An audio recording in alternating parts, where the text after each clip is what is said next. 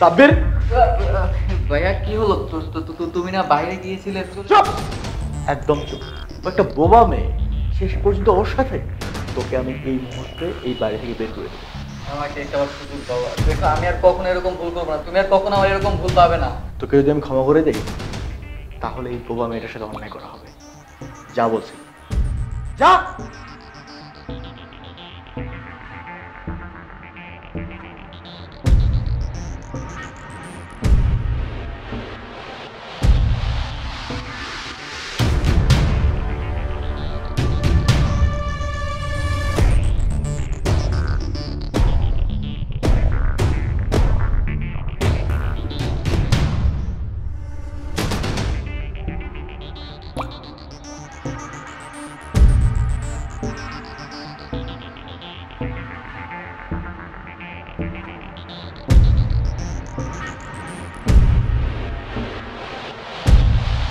সাব্বির, ভাইয়া কি হলো?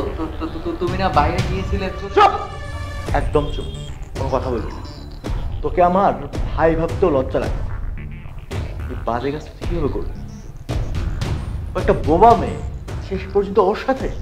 আরে ওর মা আমাদের বাড়িতে অনেক বছর ধরে কাজ করে আসছে। আমাদের দুজনকে তার ছেলে মেয়ের মতো করে বড় করেছে। আমরা ওকে বোনের মতো দেখি। ওর মা অসুস্থ হওয়ার পরে ওকে বিশ্বাস করে, আমাদের বাড়ির লোকজনকে বিশ্বাস করে আমাদের বাড়িতে ওকে কাজ করার জন্য পাঠিয়েছে। এভাবে তুই সেই বিশ্বাসের মর্যাদা দিলি? তোকে কি এই শিক্ষা দেওয়া হচ্ছে ইউনিভার্সিটিতে? তোকে এটা শেখায়? আমি জাস্ট অবাক হয়ে যাচ্ছি যে আমাদের পরিবারের একজন মানুষের মেন্টালিটি এরকম। এটা যদি বাবা মা জানলে তো তোকে তোকে মেরেই ফেলবে। তার আগে তারা স্ট্রোক করবে।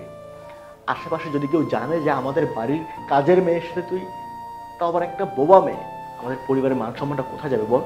ভাইয়া দেখো, আমি বড় একটা অন্যায় করে ফেলেছি। আমি জানি না কি থেকে কি করে ফেলছি, আমার মাথায় উল্টা পাল্টা চিন্তা ভাবনা চলে আসছিল, তাই আমি একটা ভুল কাজ করে ফেলেছি। ভাইয়া তুমি আমাকে প্লিজ ক্ষমা করে দাও। আর বাবা মাকে কিছু বলো না, বাবা মা শুনতে পেলে কি হবে আমি জানি না। ভাইয়া প্লিজ। আর বাবা মা তোকে কি বলবে? যা বলার আমি বলবো। তোকে আমি এই মুহূর্তে এই বাড়ি থেকে বের করে দেবো। আমাকে একটা সুযোগ দাও। দেখো আমি আর কখনো এরকম ভুল করবো না, তুমি আর কখনো আমার এরকম ভুল পাবে না।